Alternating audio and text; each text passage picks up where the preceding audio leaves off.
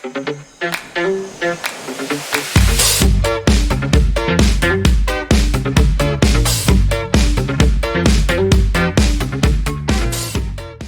teman-teman, balik lagi bersama saya Niputu Mutia Laksmi. Saya adalah mahasiswa Universitas Ciputra dari jurusan International Business Management. Nah, di video kali ini saya akan membahas tentang atau menjelaskan lebih lanjut tentang proposal yang sudah saya buat sebelumnya, itu mengenai mikroekonomi perekonomian Bali di tahun 2023 dibandingkan dengan perekonomian nasional juga di tahun 2023. Nah, untuk lebih lanjutnya saya akan menjelaskan berbasis PowerPoint di video selanjutnya ya. Stay tune terus. Ini adalah PowerPoint seperti yang di proposal saya sebelumnya, itu tentang mikroekonomi atau perekonomian Bali di tahun 2023. Nah, untuk awalan sekarang ini menjelaskan seperti Bali itu adalah pulau surga di Indonesia yang menawarkan pesona alam yang memukau, kekayaan budaya yang unik, serta potensi ekonomi yang menjanjikan.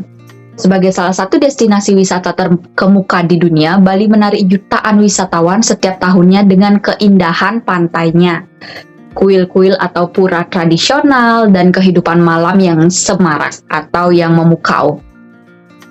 Namun, Bali juga memiliki banyak aspek lain yang menjadikannya sebuah provinsi yang kaya dan kompleks, seperti pertanian dan perekonomiannya, atau sektor pertanian yang subur hingga industri kreatif yang berkembang pesat. Nah, seperti itulah ya awalan dari gambaran Bali adalah pulau di mana destinasi wisatawan terkemuka di dunia, seperti itu. Next. Di sini adalah ada analisa mikroekonomi Bali 2023. Nah, untuk triwulan pertama atau dari bulan Januari sampai Maret 2023, itu PDB Bali mencapai 63,63 triliun atau ADHB dan 37,46 triliun untuk ADHK dengan pertumbuhan ekonomi 6,4% secara year to year. Meskipun terjadinya kontraksi 4,81% dibandingkan triwulan sebelumnya, sektor manufaktur dan ekspor luar negeri tetap memberikan kontribusi signifikan. Nah, untuk yang kedua itu triwulan kedua dari bulan April sampai Juni ya, teman-teman. Nah, di sini ada PDB Bali meningkat nih. Dari bulan sebelumnya nih, triwulan pertama dari Januari sampai Maret ini meningkat di triwulan kedua menjadi 6,8 triliun untuk ADHB-nya dengan 40,9 triliun untuk ADHK-nya nih teman-teman, dengan laju pertumbuhan ekonomi 6,96%. Pertumbuhan ini didorong oleh sektor-sektor administrasi negara dan ekspor luar negeri juga nih teman-teman. Nah, next di triwulan ketiga. Ini dari bulan Juli sampai September ya. Itu PDB Bali mencapai 69,630 triliun. Naik nih dari triwulan sebelumnya juga. Dan pertumbuhan HDHK-nya mencapai 40,210 miliar dengan pertumbuhan ekonomi 0,30%. Meskipun melambat, sektor pengelolaan air dan limbah mencatat pertumbuhan tertinggi di triwulan ketiga ini, teman-teman. Next, ini indikator ekonomi Bali 2023. Seperti apa ya indikator yang mempengaruhi ekonomi Bali di tahun 2023 ini? Nah, yang pertama itu pertumbuhan PDB. Pertumbuhan PDB Bali pada triwulan 1 sampai 4 2023 mencapai 6,4%, 5,60%, 5,35% dan 5,86%. Angka ini menunjukkan perekonomian Bali tumbuh dengan baik meskipun sempat mengalami kontraksi di triwulan pertama nih teman-teman. Dan yang kedua itu tingkat pengangguran. Tingkat pengangguran Bali pada triwulan 1 sampai 4 di tahun 2023 ini tercatat 4,81% di triwulan pertama, 6,96% di triwulan kedua, 0,30% di triwulan ketiga, dan 3,60% di triwulan keempat. Angka ini relatif rendah dibandingkan tingkat pengangguran nasional, menunjukkan pasar tenaga kerja Bali yang cukup dinamis. Jadi dari segi tingkat pengangguran, ini di perekonomian Bali unggul daripada tingkat nasional nih teman-teman. Nah yang terakhir ini adalah tingkat inflasi ya. Tingkat inflasi di Bali sendiri, inflasi di Bali pada triwulan 1 sampai 4 tercatat di triwulan pertama 2,52%, di triwulan kedua 2,52% juga menetap, di triwulan ketiga 10,48%, dan di triwulan keempat 29,35%. Nah, menaik nih, dari triwulan pertama sampai 4 naik drastis. Meskipun sempat meningkat tajam di akhir tahun, secara keseluruhan inflasi Bali masih terkendali, masih tergolong rendah dan masih bisa diatasi nih teman-teman. Nah, next ini ada perbandingan data mikroekonomi nasional versus ekonomi Bali pada tahun 2023 nih teman-teman. Yang pertama itu dari produk domestik bruto atau PDB tadi. PDB Bali pada triwulan 1 sampai 4 tahun 2023 tercatat 63,63 triliun di triwulan pertama, 68,68 triliun di triwulan kedua, 69,63 triliun di triwulan ketiga, dan di akhir tahun itu ada 72,28 triliun. Sementara di PDB nasional pada periode yang sama mencapai 5 miliar 71,7 triliun, 5.226,7 triliun, dan 5.296 triliun, dan yang di akhir tahun itu ada 20.892,4 triliun untuk PDB nasional. Jadi secara perhitungan itu Bali menyumbang sekitar 1/4 dari perekonomian nasional nih teman-teman.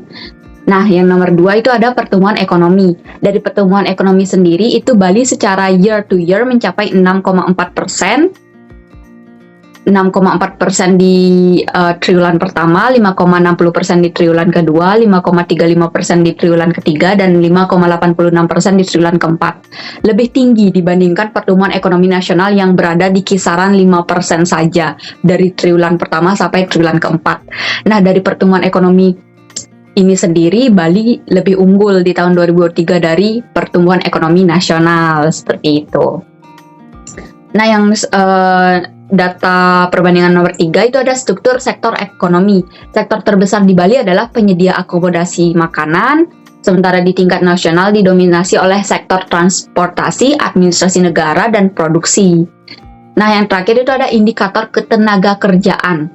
Tingkat pengangguran Bali pada tahun 2023 mencapai 2,79%, lebih rendah dibandingkan tingkat pengangguran nasional yang mencapai 5,34%, seperti itu. Jadi dari indikator ketenaga kerjaan atau tingkat penganggurannya sendiri, Bali juga lebih unggul atau lebih rendah nih teman-teman dari nasional, seperti itu.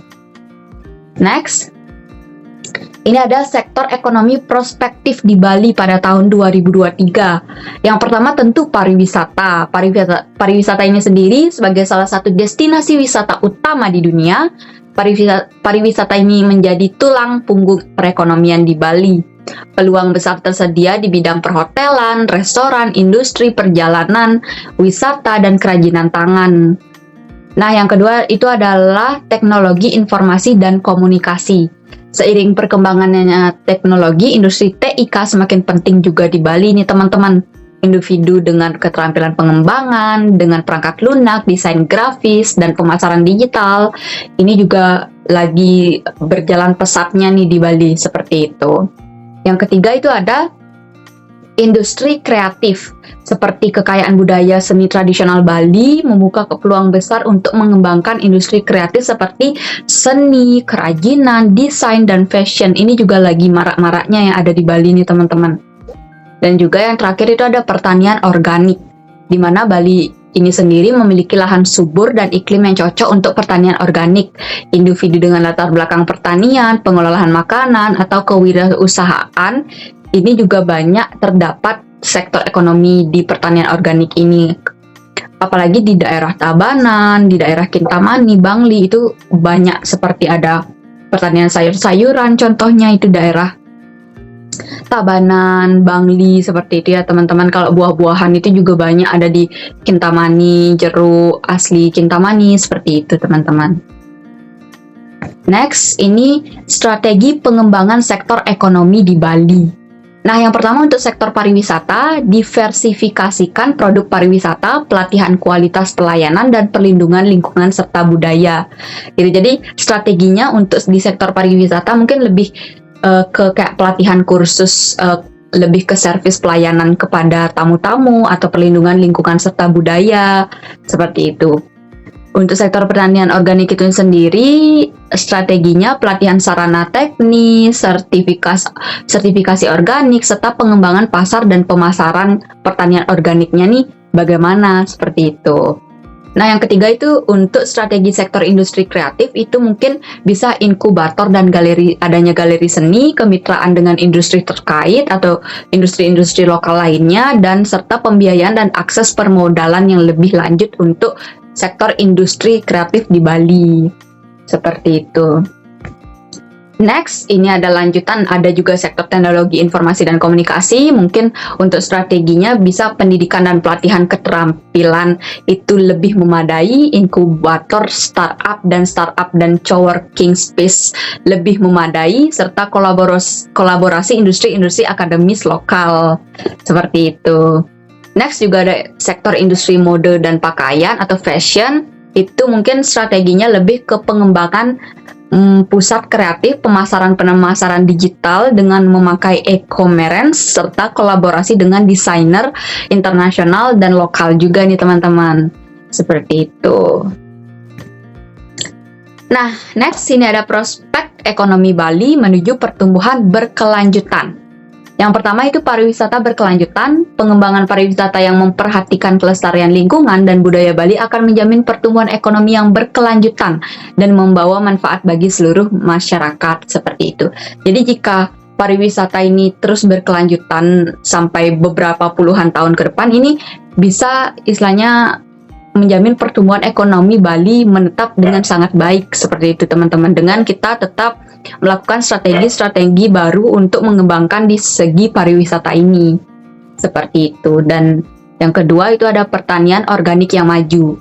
Dengan meningkatkan produktivitas dan nilai tambah pada sektor pertanian organik akan mendukung ketahanan pangan serta mendorong ekonomi pedesaan yang lebih inklusif yang ada di Bali, seperti itu.